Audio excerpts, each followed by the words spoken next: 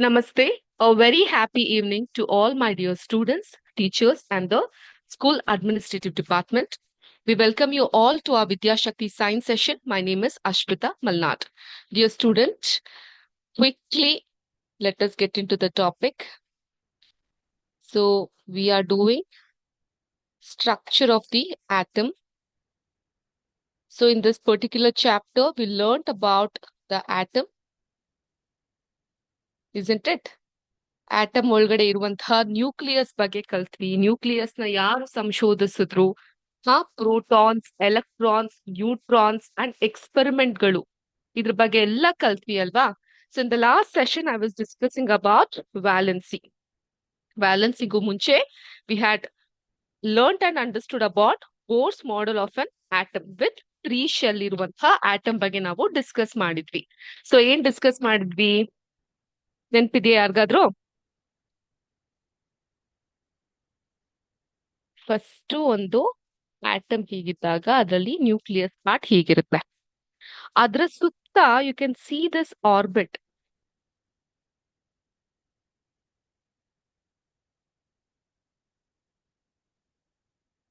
ಹೀಗೆ 1 2 3 4 ಈ ರೀತಿಯಾಗಿ ಇದನ್ನ ನಾವೇನಂತೀವಿ? ನ್ಯೂಕ್ಲಿಯಸ್ ಅಂತ ಕರಿತೀವಿ. ಹೌದಾ? ಅಂಡ್ ಇದನ್ನ ಏನಂತೀವಿ? ವೆರಿ ಗುಡ್, ಶೆಲ್ಸ್ ಅಂತ ಕರಿತೀವಿ. ಏನ್ ಶೆಲ್ಸ್ ಇದು? ಕೆ ಶೆಲ್ ಒಂದು, ಆನಂತರದಲ್ಲಿ L shell and M shell. ಹೌದಾ? ಈ ರೀತಿಯಾಗಿ ಕರಿತೀವಿ. ಸೊ ಇದಕ್ಕೆ ನಾವು N is equal to 1, N is equal to 2, N is equal to 3 ಈ ರೀತಿಯಾಗಿ ಮಾರ್ಕ್ ಮಾಡ್ತಾ ಬರ್ತೀವಿ. ಸೊ ಈಗ ನೆಕ್ಸ್ಟ್ ಬಂದು ವ್ಯಾಲೆನ್ಸಿ ಬಗ್ಗೆ ನಿಮ್ಗೆ ಹೇಳಿದ್ದೆ. ವ್ಯಾಲೆನ್ಸಿ ಅಂತ ಹೇಳಿದ್ರೆ ಏನು?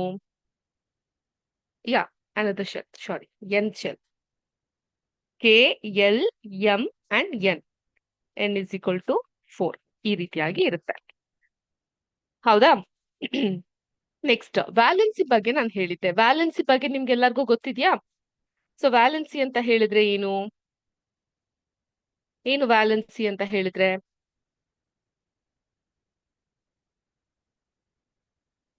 Come on, respond. ವ್ಯಾಲೆನ್ಸಿ ಅಂದ್ರೆ, valency it is on element. Okay, an element's valence is the number of hydrogen atoms which can combine with or directly or indirectly replace one of the elements atom. ಇದಕ್ಕೆ ನಾವು valency ಅಂತ ಹೇಳ್ತೀವಿ. Oxygen for instance has 6 valence ಅಂತ ಇಟ್ಕೊಳ್ಳೋಣ. Oxygen ಅಲ್ಲಿ 6 valence ಇರುತ್ತೆ. But it's valence electrons, but its valence is 2. Some elements may have more than one power combination while others may have only one. ಈಗ ಯಾಕೆ madam, what is the importance of valency? ನಾವ್ ಯಾಕೆ ವ್ಯಾಲೆನ್ಸಿನ ಕಲಿಬೇಕು? ನೋಡಿ ಮಕ್ಳೇ, the importance of valence when two atoms react, their outer shell first comes into contact, and it is therefore the outer shell electron that is normally involved in chemical reaction. ಅಲ್ವಾ? So ಈಗ ಹೆಂಗ್ example ಕೊಡೋದು ನಿಮ್ಗೆ? So 2 buildings ಮಧ್ಯೆ ಒಂದು ಘರ್ಷಣೆ ಆಯ್ತು. 2 buildings ಒಂದಕ್ಕೊಂದು ಡಿಕ್ಕಿ ಹೊಡಿತು. ಫಸ್ಟ್ ಏನಾಗುತ್ತೆ? Outer part of the layer ಹೊಡೆದು ಹೋಗುತ್ತಲ್ವಾ? ಅದೇ ತರ 2 ಆಟಮ್ಸ್ ಮಧ್ಯೆ ಒಂದು ರಿಯಾಕ್ಷನ್ ಆದಾಗ ಫಸ್ಟ್ ಔಟರ್ ಲೇಯರ್ ಅಥವಾ ಔಟರ್ ಶೆಲ್ ಏನಿದೆ ಅದು ಇನ್ವಾಲ್ವ್ ಆಗುತ್ತೆ. The atom exchange valence electrons in a chemical reaction to stabilise their valence shell. ಈಗ ಎಕ್ಸಾಂಪಲ್ ಕ್ವೆಶನ್ ಕೇಳ್ಬೋದು ನಿಮ್ಗೆ. why is the valency of nitrogen 5 ಅಂತ? ನೈಟ್ರೋಜನ್ ವ್ಯಾಲೆನ್ಸಿ ಎಷ್ಟು? 5. ಹೆಂಗ್ ಹೇಳ್ತೀರಾ 5 ಅದು ಅಂತ ಅಂದ್ಬಿಟ್ಟು? ಈಗ ನೈಟ್ರೋಜನ್ ಅಲ್ಲಿ either it has 3 or 5 valence. Okay, 3/5 ಅಲ್ಲ ಇದು, 3 or 5 valence of electrons. Okay, and is on the periodic table at the top group of 15. ಯಾವ ಗ್ರೂಪ್ ಅಲ್ಲಿ ಇದೆ ಇದು? ನೈಟ್ರೋಜನ್ 15th ಗ್ರೂಪ್ ಅಲ್ಲಿ ಇದೆ. Okay, it can either have 3 or 5 valence electron as it can bond in the 2p and 2s orbitals outside. So nitrogen makes up DNA both in the form of nitrogen bases and neurotransmitter. ನಾವು ಹೇಗೆ ಈ ವ್ಯಾಲೆನ್ಸಿನ calculate ಮಾಡ್ತೀವಿ? An atom's valence is equal to the number of electrons in the outer shell when that number is 4 or fewer. 4 ಅಥವಾ ಅದಕ್ಕಿಂತ ಕಮ್ಮಿ ಆಗಿರುವಂತಹ number ಇದ್ದಾಗ ಏನಾಗುತ್ತೆ, ಒಂದು ಆಟಮ್ ನ ವ್ಯಾಲೆನ್ಸ್ ಬಂದು ಅದರ ಒಂದು ಆಚ್ ಕಡೆ ಶೆಲ್ ಅಲ್ಲಿ ಇರುವಂತಹ ಎಲೆಕ್ಟ್ರಾನ್ಸ್ ಮೇಲೆ ಅದು ಡಿಪೆಂಡ್ ಆಗಿರುತ್ತೆ. Okay, now then the valence in the outer shell is equal to 8 minus the number of electrons. So ಎಷ್ಟೇ ಎಲೆಕ್ಟ್ರಾನ್ಸ್ ಇರ್ಲಿ ಅದನ್ನ ಎಕ್ಸ್ ಅಂತ ಇಟ್ಕೊಳ್ಳೋಣ. 8 ಮೈನಸ್ ದಿಸ್ ಎಲೆಕ್ಟ್ರಾನ್ಸ್ ಏನಿರುತ್ತೆ ಅದು ವ್ಯಾಲೆನ್ಸ್ ಆಗ್ತಾ ಹೋಗುತ್ತೆ. So once you are aware of the number of electrons, you can calculate the valence easily. So ಕೆಲವೊಂದಿಷ್ಟು ವ್ಯಾಲೆನ್ಸಸ್ ನಾನು ನಿಮ್ಗೋಸ್ಕರ ಒಂದು ಟೇಬಲ್ ಹಾಕಿ ಇಟ್ಟಿದ್ದೀನಿ. ನಿಮ್ ಟೆಕ್ಸ್ಟ್ ಬುಕ್ ಅಲ್ಲೂ ನೀವು ಆ ಟೇಬಲ್ ನ ಕಾಣಬಹುದು. ಇದನ್ನ ನಾವ್ ಹೇಗ್ ನೆನ್ಪಿಟ್ಕೊಬೇಕು madam? You have to by heart this one. Okay, I'll share my screen. Can you all see this? Okay, ಇಲ್ಲಿ ಎಲಿಮೆಂಟ್ ಇದೆ, ಆಟಮಿಕ್ ನಂಬರ್ ಇದೆ, ವ್ಯಾಲೆನ್ಸಿ ಇದೆ. ನಿಮ್ಮ ಟೆಕ್ಸ್ಟ್ ಬುಕ್ ಅಲ್ಲೂ ನಿಮ್ಗೆ ಕಾಣ್ಲಿಕ್ಕೆ ಸಿಗುತ್ತೆ. ಸೊ ಈಗ valency of hydrogen atomic number 1, valency is 1. Helium 0, lithium 1. Okay, ಇದೆಲ್ಲ atomic number. Okay, next beryllium 2, boron 3, carbon 4, nitrogen 3, oxygen 2, fluorine 1. ಇದ್ಯಾಕ್ ಮೇಡಮ್ ಆರ್ಡರ್ ಅಲ್ಲೇ ಇದೆ? ನಾನು ಆಟಮಿಕ್ ನಂಬರ್ ನ ಆರ್ಡರ್ ಅಲ್ಲೇ ಇಟ್ಟಿದ್ದೀನಿ, ಕನ್ಫ್ಯೂಷನ್ ಆಗೋದ್ ಬೇಡ ಅಂತ. Okay, neon 0, sodium 1, magnesium 2, aluminium 3, silicon 4, phosphorus 3, sulfur 2, chlorine 1. You need not note down this one. Argon 0, potassium 1. Okay, calcium 2, scandium 3, titanium. ಇವೆಲ್ಲ ಎಲಿಮೆಂಟ್ಸ್ ಮಕ್ಕಳೇ. ಫಸ್ಟ್ ಟೈಮ್ ನಾವ್ ಹೆಸರು ಕೇಳ್ತಾ ಇದೀವಿ ಅನ್ಕೊಂಬೇಡಿ. These are all the elements. 4. Vanadium 5 ಅಥವಾ 4. ವೆನಾಡಿಯಂಗೆ 2 ಇರುತ್ತೆ, 5 ಇಲ್ಲ 4. ಇಟ್ ಡಿಪೆಂಡ್ಸ್ ಎಲೆಕ್ಟ್ರಾನ್ಸ್ ಮೇಲೆ. Chromium 2. Manganese again either it can be 7 or 4 or 2. ಹಾಗೆ ಐರನ್ಗೆ 2 ಅಥವಾ 3. Nickel 3 or 2, cobalt 2, copper 2 or 1, zinc 2. So first 30 atoms ನ ಅಟಮಿಕ್ ನಂಬರ್ ಪೀರಿಯಾಡಿಕ್ ಟೇಬಲ್ ಇಂದ ತೆಗೆದುಕೊಂಡು ಅದಕ್ಕೆ ನಾವು ವ್ಯಾಲೆನ್ಸಿ ಹಾಕೊಂತಾ ಹೋದ್ವಿ. Okay, you can by heart this one. ಈಗ ಒಂದು ಕ್ವೆಶನ್ ಬರ್ಬೋದು ಎಕ್ಸಾಮ್ ಅಲ್ಲಿ. Calculate the valency of phosphorus in phosphorus pentoxide. ಯಾರು ಕ್ಯಾಲ್ಕುಲೇಟ್ ಮಾಡ್ತೀರಾ?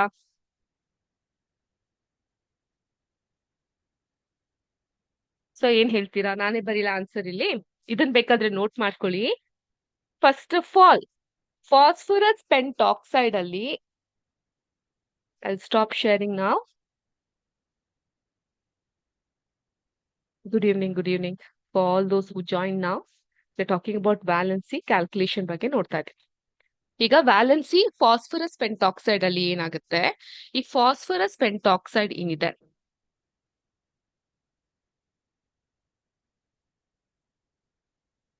ಬೈ ದ ವೇ ಸ್ಕೂಲಲ್ಲಿ ಏನಾದ್ರು ಎಕ್ಸಾಮ್ ನಡೀತಿದ್ಯಾ? Do you have any test or exam going on now? I see the number of student has gradually declined. Anything as such? In phosphorus pentoxide, we have 2 atoms of phosphorus.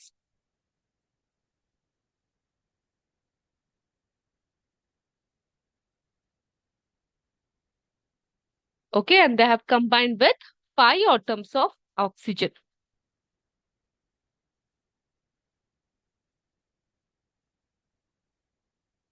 ಆಯ್ತಾ?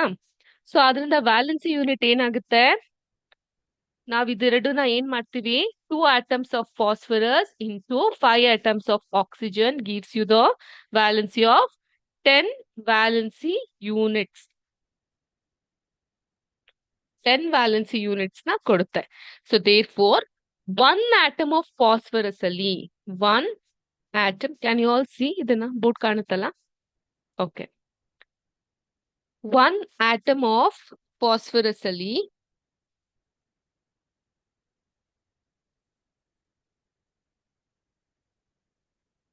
will have 10 divided by 5. 5 ಏನಿದು oxygen atom, phosphorus ಅಲ್ಲಿ oxygen atom, sorry 5 ಅಂತೀನಿ. 2 atom of phosphorus, phosphorus ಅಲ್ಲಿ divide ಮಾಡ್ಬೇಕಲ್ಲ. 1 atom of phosphorus ಅಲ್ಲಿ total valency unit ಏನಿದೆ 10. ಸೊ 10 plus 2 atoms of phosphorus, ಇದನ್ನ ಡಿವೈಡ್ ಮಾಡಿದಾಗ we get 5 valency unit. So the valency of phosphorus ಬಂದು ನಾನು ಹೆಂಗ್ ಬರಿತೀನಿ ಅದನ್ನ,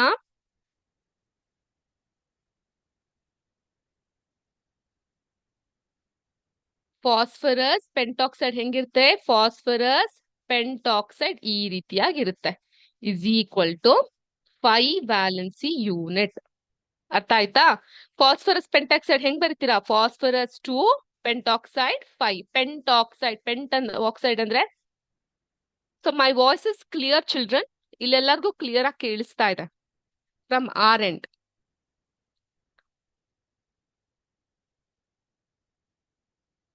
Is it clear now? Can you all hear?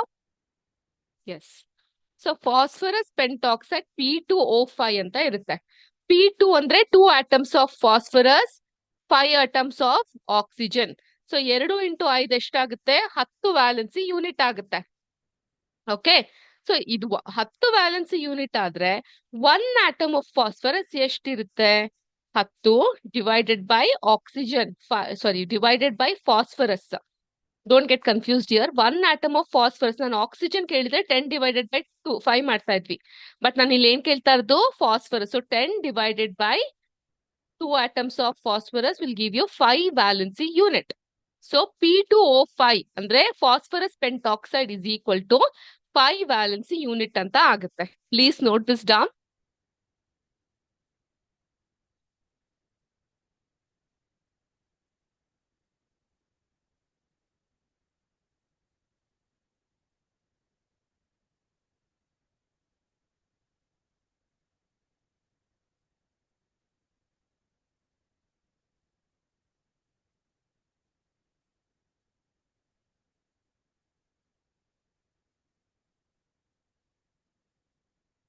Done? Have you all noted it down?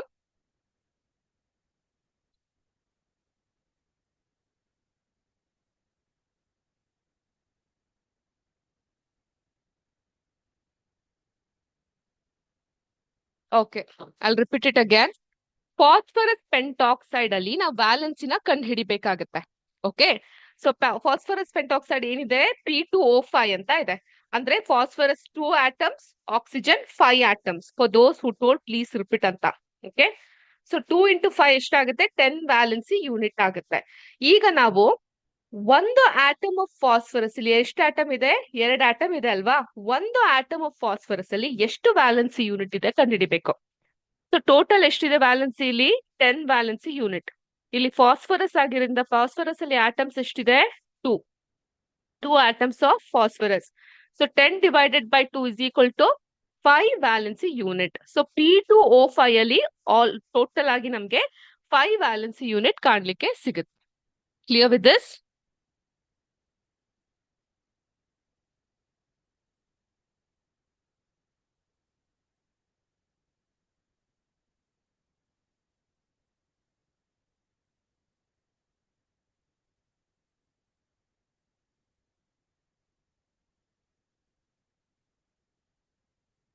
Next, we will learn about atomic number.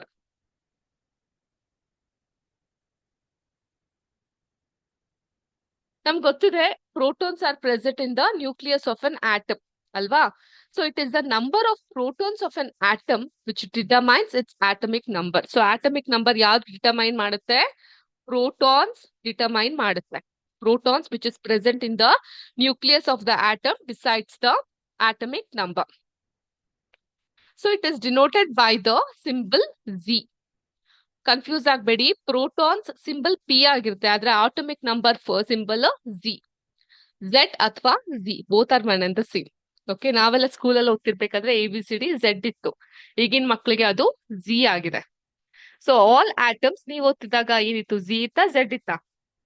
So Z ಇದ್ರೆ ನೀವು ನಮ್ ಕಾಲದವ್ರು ಅಂತ, Z ಇದ್ರೆ ಹೊಸ ಕಾಲದವ್ರು ಅಂತ. ಸೊ ಏನಿತ್ತು ನಿಮ್ಗೆ, Z ಇತ್ತಾ Z ಇತ್ತಾ? Okay. So all atoms of an element have the same atomic number, Z. In fact, elements are defined by the number of protons they possess. ಗೊತ್ತಾಯ್ತಾ? ಫಾರ್ ಎಕ್ಸಾಂಪಲ್, ಈಗ hydrogen ಅನ್ನ ತೆಗೆದುಕೊಳ್ಳೋಣ. Hydrogen ಅಲ್ಲಿ ಈ ಒಂದು G ಅಥವಾ Z ಅಥವಾ atomic number 1 ಇರುತ್ತೆ. Because in hydrogen atom only 1 proton is present in the nucleus. ಅದೇ ರೀತಿ ಕಾರ್ಬನ್ ಅನ್ನ ತೆಗೆದುಕೊಂಡಾಗ ಕಾರ್ಬನ್ ಅಲ್ಲಿ ಈ ಝೆಡ್ 6 ಆಗಿರುತ್ತೆ. ಅಂದ್ರೆ 6 ಪ್ರೋಟಾನ್ಸ್ ಪ್ರೆಸೆಂಟ್ ಇರುತ್ತೆ ಅಂತ. ಎಷ್ಟು ಪ್ರೋಟಾನ್ಸ್ ಪ್ರೆಸೆಂಟ್ ಇರುತ್ತೋ ಅದು ಆಟಮಿಕ್ ನಂಬರ್ ಆಗ್ತಾ ಹೋಗುತ್ತೆ. ಸೊ ತುಂಬಾ ಸಿಂಪಲ್ ಕಾನ್ಸೆಪ್ಟ್ ಏನಂದ್ರೆ, therefore the atomic number is defined as the total number of protons present in the nucleus of an atom. Okay, clear with this point? So ಹಂಗಾದ್ರೆ ನಾವು nitrogen ಅಲ್ಲಿ ಎಷ್ಟು atomic number ಇರುತ್ತೆ? ಎಷ್ಟಿರಬಹುದು nitrogen ಅಲ್ಲಿ? Any guesses?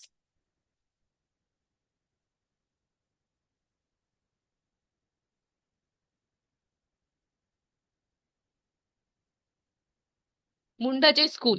The sound is not listening properly. Children, I'm reconfirming that sound is crystal clear from our end. Okay, please check with your technical team. Meanwhile, we got the right answer from MDRS BC 45, Kasaba Shumoga, again Mundaje school. Right answer. So ಎಷ್ಟಿರುತ್ತೆ ಇದು atomic number nitrogen ಅಲ್ಲಿ? 7. Very good ಮಕ್ಕಳೇ.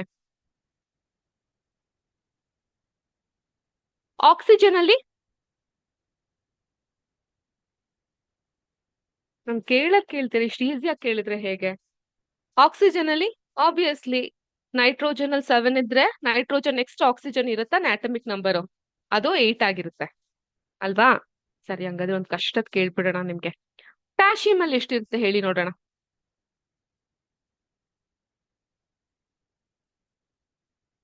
Potassium ಅಲ್ಲಿ ಎಷ್ಟಿರುತ್ತೆ? Bulky school, wrong.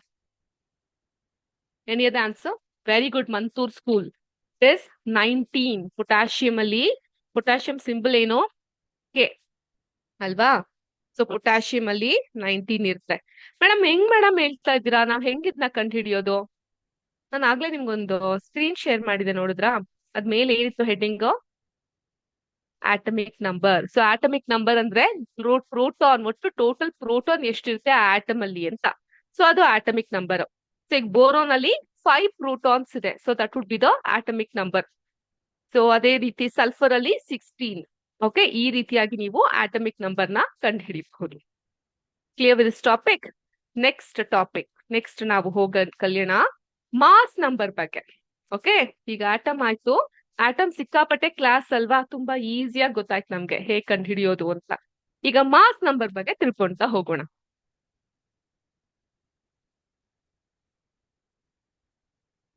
Mass ಅಂದ ತಕ್ಷಣ ಏನ್ ನೆನಪಾಗುತ್ತೆ ನಿಮ್ಗೆ? What will you remember mass ಅಂದ ತಕ್ಷಣ? ಅಯ್ಯಯ್ಯೋ, ಮೂವಿ ನೆನಪಾಗುತ್ತೆ, ದರ್ಶನ್ ನೆನಪಾಗ್ತಾರೆ. Oh my God. Okay, Christmas holidays ಯಾವಾಗ ನಿಮ್ಗೆ?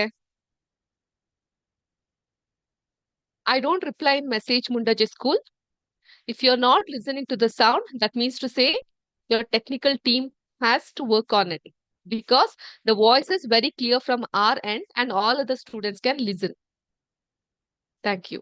So 25th in the holiday. Okay. So 25th ಏನ್ ಪ್ಲಾನ್ ಇದೆ ನಿಮ್ಗೆಲ್ಲ? ಮನೆಗೆ ಹೋಗೋಣ. No holiday? ಅಯ್ಯೋ ಛೆ. Okay, anyways have a good holiday. ಇವಾಗ ಸದ್ಯಕ್ಕಿಲ್ಲ ಹಾಲಿಡೇ, ಕ್ಲಾಸ್ ಇದೆ. ಮಾರ್ಕ್ ನಂಬರ್ ಬಗ್ಗೆ ಕಾನ್ಸಂಟ್ರೇಟ್ ಮಾಡಿ.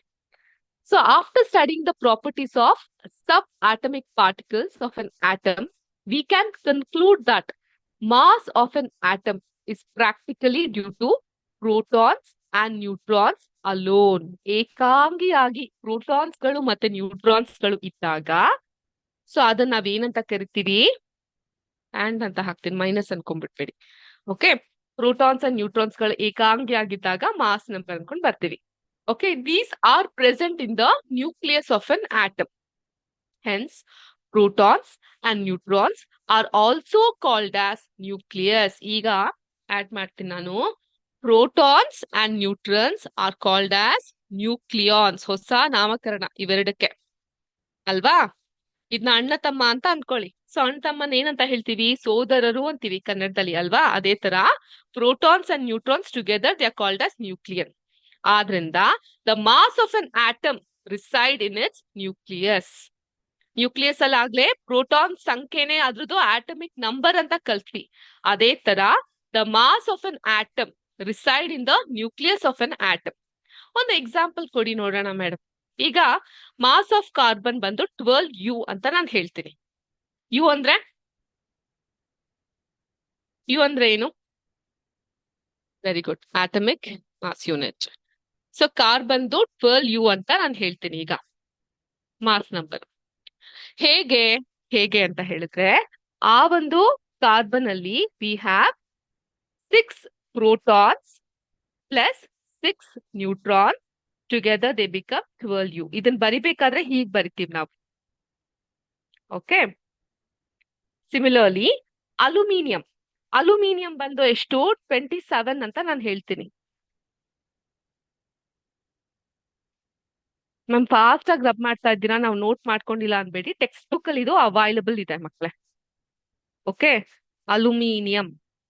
ಸೊ ಅಲ್ಯೂಮಿನಿಯಂ ಬಂದು 27 ಮಾಸ್ ನಂಬರ್ ಇದೆ. ಹೇಗೆ? ಅಲ್ಯೂಮಿನಿಯಂ ಅಲ್ಲಿ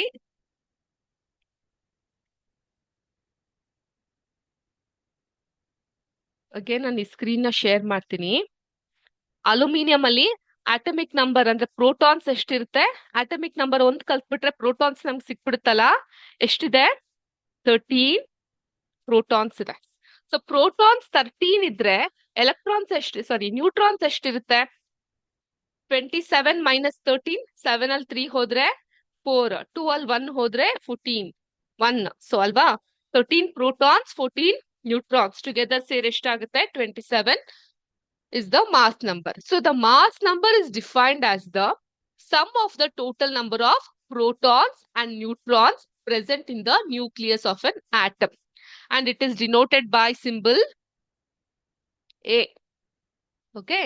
In the notation for an atom, the atomic number, mass number and symbol of the element are to be written. ಅದ್ ಹೇಗ್ ಬರೆಯೋದ್ ಆಮೇಲೆ ಹೇಳ್ಕೊಡ್ತೀನಿ. ಬಟ್ ಒಂದ್ಸಲ ರೀಕ್ಯಾಪ್ ಮಾಡ್ಕೊಳ್ಳಿ.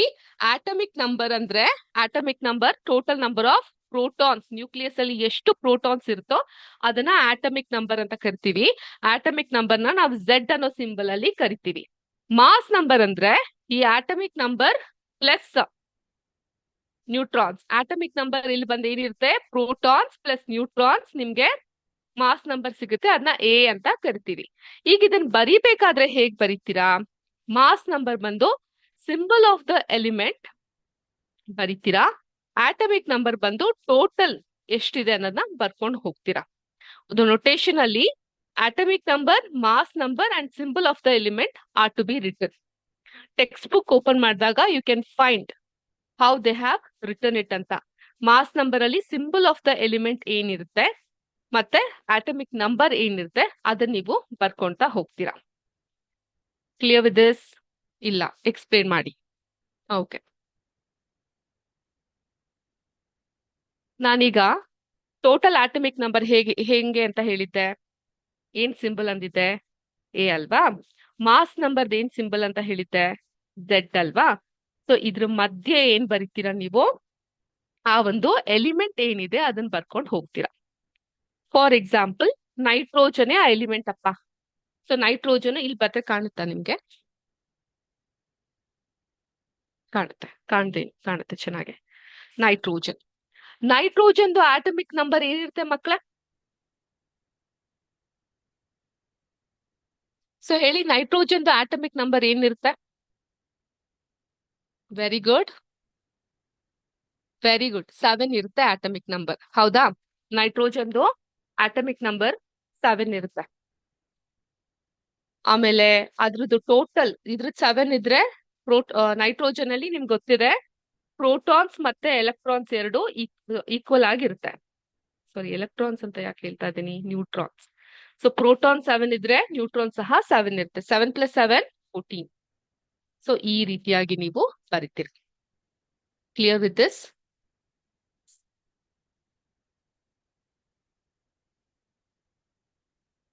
ಮೇಲೆ ಮಾಸ್ ನಂಬರ್ ಬರುತ್ತೆ, ಕೆಳಗಡೆ ಅಟಮಿಕ್ ನಂಬರ್ ಬರುತ್ತೆ. ಮೇಡಮ್ ನಮ್ ಕನ್ಫ್ಯೂಷನ್ ಇದೆ ನೆನ್ಪಿಟ್ಕೊಳಕ್ಕೆ. ನಿಮ್ ಕ್ಲಾಸ್ ಅಲ್ಲಿ ಯಾರಾದ್ರೂ ಅಶ್ವಿನಿ ಅಂತ ಇದಾರಾ? Is there any Ashwini in your class?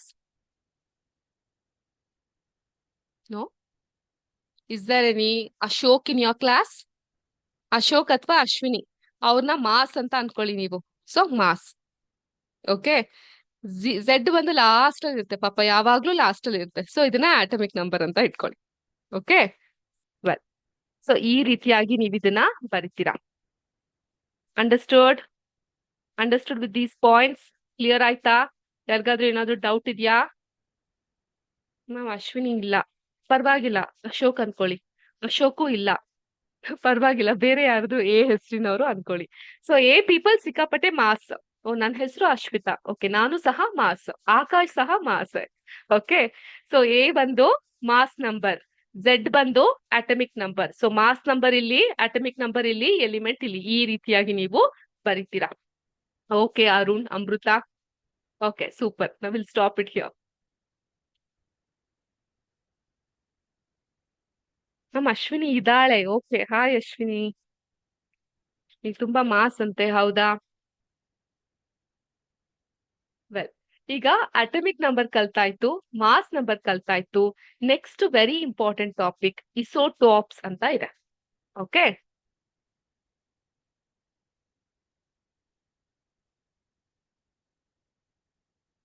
ಇದೊಳ್ಳೆ ಕತೆ ಆಯ್ತಲ್ಲ, ಈ ಮಕ್ಳು ನನ್ನನ್ ಬಿಡ್ತಿಲ್ಲ. ಹೆಸರುಗಳು ಹೇಳ್ತಾನೇ ಇದ್ದೀರಾ. Okay fine children. ಸೊ ಎಲ್ಲಾ ಎ ಹೆಸರಿನವರು ಮಾಸೆ, ಹೌದಾ? ನೆಕ್ಸ್ಟ್ ಇಸೋಟೋಪ್ಸ್ ಅಂತ ಇದೆ. Just give me a moment. ಸ್ವಲ್ಪ ವಿಡಿಯೋನ ಕರೆಕ್ಟ್ ಮಾಡಿ ನಾನು ಮಾಡ್ತೀನಿ.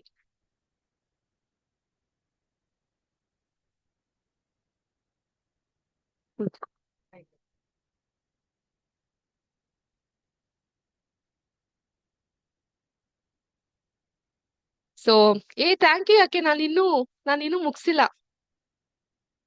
ಓಕೆ, ಅಶ್ವಿತಾ ಸಹ ಇದಾರ ಕ್ಲಾಸ್ ಅಲ್ಲಿ. Great. So hi Ashwita, same here with the same name. Very rare name ನಮ್ದೆಲ್ಲ. ಎನಿವೇಸ್, ಈಗ ಇಸೋಟೋಪ್ಸ್ ಅಂದ್ರೆ ಏನಪ್ಪಾ? Atoms of the same element with the same number of protons but different number of neutrons lead to a different mass number and physical properties but similar chemical ones. ಇದನ್ನ ನಾವು ಇಸೋಟಾಪ್ಸ್ ಅಂತ ಕರಿತೀವಿ. Simple ಆಗಿ ಹೇಳ್ಬೇಕಂದ್ರೆ, atomic ನಂಬರ್ಗೆ ಏನ್ symbol ಅಂದಿದೆ ನಾನು? Z. Mass ನಂಬರ್ಗೆ ಏನ್ ಸಿಂಬಲ್ ಅಂದಿದೆ? ಇದನ್ನ ಲೈಫ್ ಅಲ್ಲಿ ಮರೆಯಲ್ಲ ನೀವು, ಎ ಅಲ್ವಾ? So same number of protons and electrons.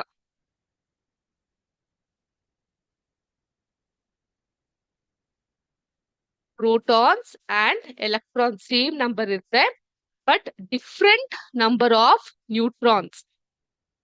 ನೆನ್ಪಿದ್ಯಾ? Neutrons ಅಂತ ಸಹ ಒಂದಿದೆ ನಮ್ಮ ಹತ್ರ, ನೆನ್ಪಿದೆ ಅಲ್ವಾ? Different number of neutrons. So ಅವಾಗ ಏನಾಗುತ್ತೆ? Mass number A is equal to mass number is equal to T plus N, protons plus neutrons ಆಗುತ್ತೆ. ಅದ್ ನಮ್ಗೆ ಗೊತ್ತಿರೋದಲ್ವಾ? A is equal to protons plus neutrons. ಈ ನ್ಯೂಟ್ರಾನ್ಸ್ ಡಿಫ್ರೆಂಟ್ ನಂಬರ್ ಇತ್ತು, protons ಮತ್ತೆ electrons same number ಆಗಿದ್ದಾಗ ಅಲ್ಲಿ ಏನಾಗುತ್ತೆ? ಎಲೆಕ್ಟ್ರಾನಿಕ್ ಕಾನ್ಫಿಗರೇಷನ್ ಸೇಮ್ ಇರುತ್ತೆ, ಕೆಮಿಕಲ್ ಪ್ರಾಪರ್ಟಿ ಸೇಮ್ ಇರುತ್ತೆ, ಬಟ್ ಮಾಸ್, ಡೆನ್ಸಿಟಿ, ಅದ್ರ melting point, boiling point different ಆಗಿ ಇರುತ್ತೆ. ಅದನ್ನ ನಾವು ಇಸೋಟಾಪ್ಸ್ ಅಂತ ಸಿಂಪಲ್ ಆಗಿ ಕರಿತೀವಿ. ಒಂದ್ ಎಕ್ಸಾಂಪಲ್ ಕೊಟ್ಬಿಡಿ ಮೇಡಮ್.